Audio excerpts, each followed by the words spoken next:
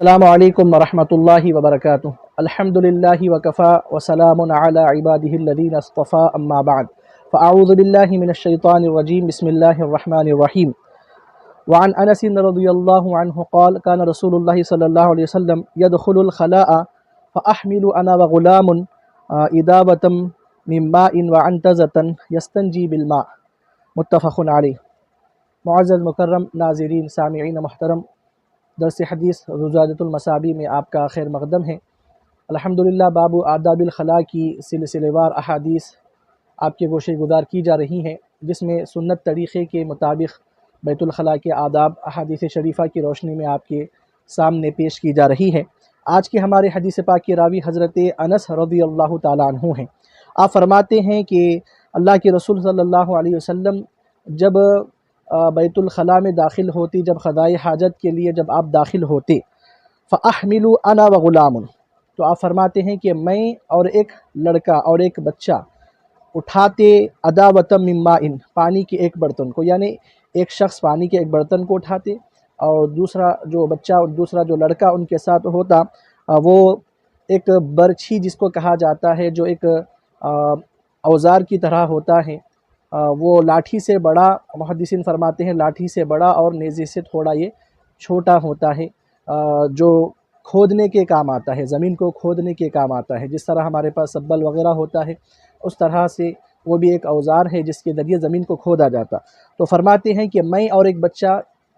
ہم ایک دونوں میں سے ایک پانی کے برتن کو ایک اٹھاتا اور دوسرا اس نیزے کی برچھی کو اٹھاتے۔ آقا علیہ الصلوۃ والسلام یستنجی بالماء،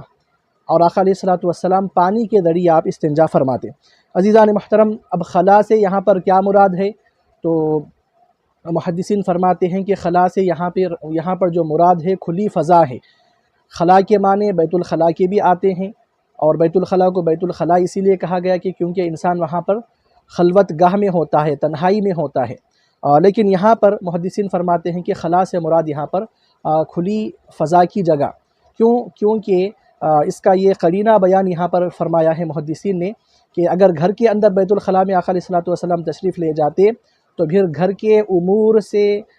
جو متعلق گھر کے اندر جو امور ہوتے اس کے متعلق باہر کے آدمی جو ہے صلح خدمت پر معمور نہ ہوتے، گھر والے ہی ہوتے۔ تو اب آقا علیہ الصلوۃ والسلام کے ساتھ باہر والوں کا ہونا یہاں پر یہ اشارہ کر رہا ہے کہ خلا سے مراد یہاں پر کھلی فضا کی جگہ، یعنی کہ آقا علیہ الصلوۃ والسلام جب آپ کھلی جگہ پر، جب بیابان میں، میدان وغیرہ میں جب آپ تشریف لے جاتے تو اس وقت حضرت انس فرماتے ہیں کہ میں اور ایک بچہ دونوں میں سے ہر ایک پانی کے برتن کو اور ایک برچھی کو جو کھودنے کا اوزار ہوتا وہ ساتھ میں لیے آقا علیہ الصلوۃ والسلام کے ساتھ جاتے، اور آقا علیہ الصلوۃ والسلام وہ اس لیے استعمال فرماتے تاکہ جس مقام پر آقا علیہ الصلوۃ والسلام بول کا ارادہ کرتے تو پھر اس مقام پر اس برچھی سے، اس پرچھی سے، اس اوزار سے کھودا کرتے تھے، زمین کو وہاں پر ڈھیلی کیا کرتے تھے تاکہ پیشاب اس میں جذب ہو جائے اور پیشاب کے چھینٹے نہ اچھلنے پائے۔ عزیزان محترم، امت کی تعلیم کے لیے آقا علیہ الصلوۃ والسلام نے ہم کو بتلایا کہ سخت مقام پر پیشاب نہیں کرنا چاہیے، کیونکہ اس سے پیشاب کے چھینٹے اوپر اچھلتے ہیں اور جو کہ عذاب قبر کا باعث بنتے ہیں۔ اس متفق علیہ حدیث پاک ہے، امام بخاری اور مسلم نے اس کو روایت کیا ہے۔ آئیے اور ایک حدیث شریف سماعت کرتے چلے۔ وعن ابی ہریرہ رضی اللہ عنہ قال کان النبی صلی اللہ علیہ وسلم اذا اتى الخلاء اتيته بماء في طور او ركوة فاستنجى ثم مسح يده على الارض ثم اتيته بإناء آخر فتوضأ، رواہ ابو داود والدارمی والنسائی معناه۔ حضرت ابو ہریرہ رضی اللہ تعالی عنہ حدیث پاک کے راوی ہے۔ آپ فرماتے ہیں کہ اللہ کے نبی صلی اللہ علیہ وسلم جب بیت الخلاء کو تشریف لے آتے تو اتیتہ بماء فی طور او رکوۃ، اب فرماتے ہیں کہ میں پانی کو ایک برتن میں، اب یہ طور کس کو کہا جاتا ہے تو اس کی وضاحت یوں کی گئی کہ تانبے کا برتن یا پھر جو پتھر کا جو برتن ہوتا اس زمانے کی بناوٹ کے مطابق، تانبے یا پھر پتھر کی برتن میں میں پانی کو لے آتا، یا پھر فرماتے ہیں آپ، یا پھر میں رکوتن او فی رکوتن، یعنی کہ چمڑے کا جو بنا ہوا جو ڈول نما جو پانی کی طرح چمڑے سے بنا ہوا جو ایک ہوتا اس میں میں پانی کو لے آتا۔ راوی کو یہاں پر شک ہے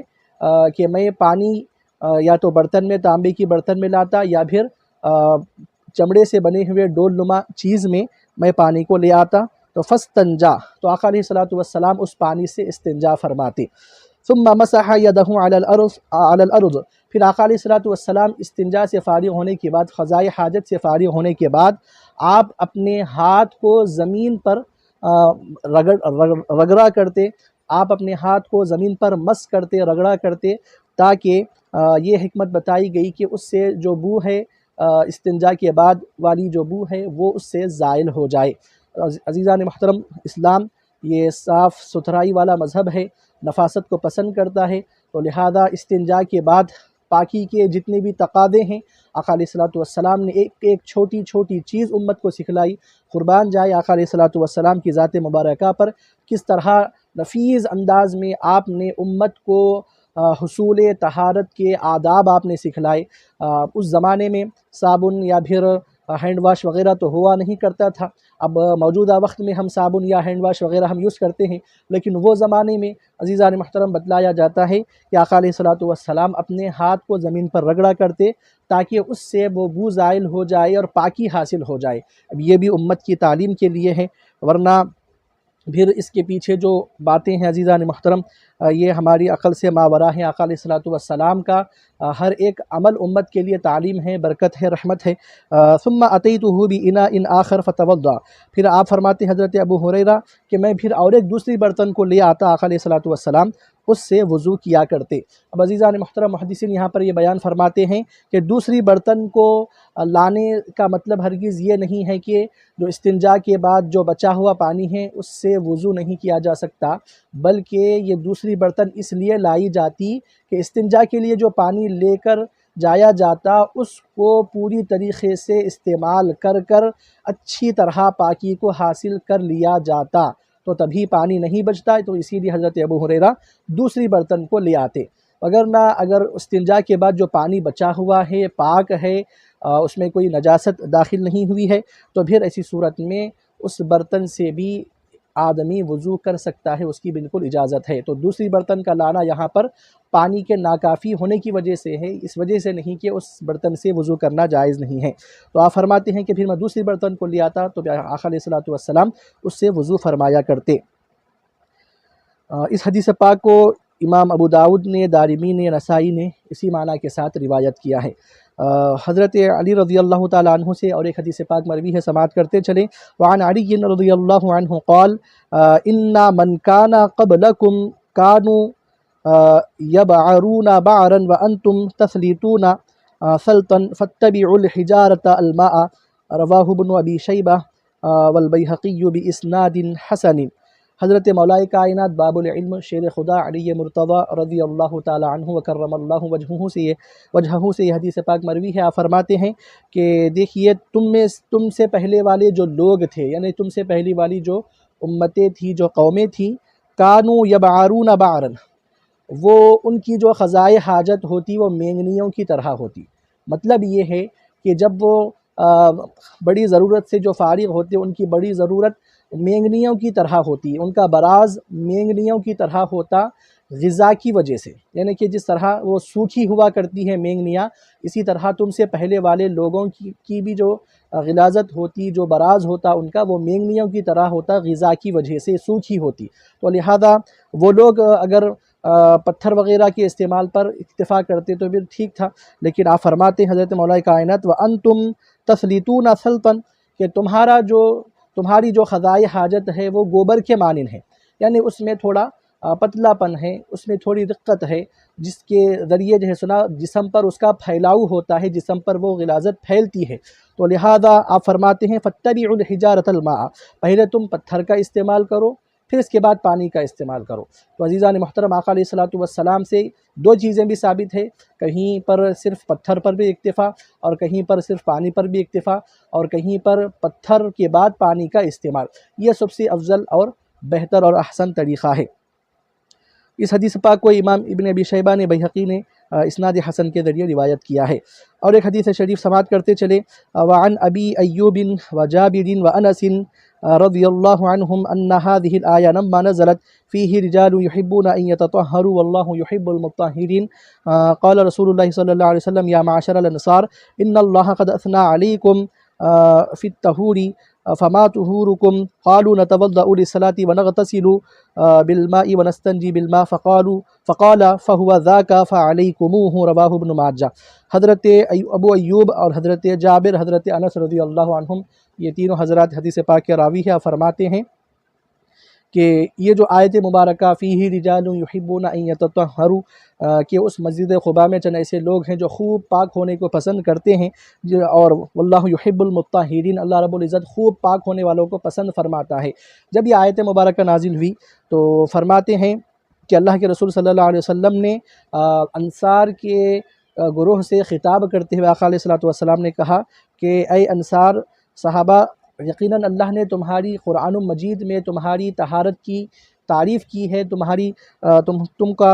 تمہارا خیر کے ساتھ ذکر کیا ہے طہارت کے حصول میں، تو فما طہورکم یعنی کہ تمہاری پاکی کیا ہے، پاکی کس طرح تم حاصل کیا کرتے تھے؟ تو قالوا نتوضأ للصلاة، وہ فرماتے ہیں کہ ہم نماز کے لیے وضو کرتے، ونغتسل بالماء ویستنجی بالماء، اور ہم پانی کے ذریعے جیسے نا جنابت جب لاحق ہو جاتی تو پانی کے ذریعے ہم غسل کرتے، اور پانی کے بعد ہم پتھر کو استعمال کر کے پانی کے ذریعے ہم وضو کرتے اور اس سے پاکی حاصل کرتے، ہم اس سے استنجا کرتے۔ تو فہو ذاک، تو آقا علیہ السلام نے فرمایا فقال فہو ذاک، بس وہی وہ چیز ہے کہ جس کے اوپر اللہ رب العزت نے تمہاری تعریف کی ہے، فعلیکموہ، آقا علیہ السلام نے فرمایا کہ تم اس پر جمے رہو، تم اس کے اوپر اچھائی کے ساتھ تم اس کو پکڑے رکھو، اس پر جمے رہو، کیونکہ اللہ رب العزت نے تمہارے اسی عمل پر تمہاری تعریف کی ہے۔ رواہ ابن ماجہ، اس کو امام ابن ماجہ نے روایت کیا ہے۔ تو عزیزان محترم، الغرض ہر وہ طریقہ جو کہ احادیث شریفہ سے نہ ٹکراتا ہو اور جو خوب اچھی طرح حصول طہارت پاکی کا جو ذریعہ ہے، باعث ہے، تو پھر اس طرح سے پاکی حاصل کرنا، اور بالخصوص احادیث شریفہ میں پتھر کے بعد پانی کا جو استعمال بتلایا گیا ہے، اس طرح سے پاکی حاصل کرنا بہتر اور افضل ہے۔ اللہ رب العزت سے دعا ہے مولا کریم ہم کو احادیث شریفہ کے مطابق اپنی زندگی گزارنے کی توفیق عطا فرما، آمین وما علینا الا البلاغ۔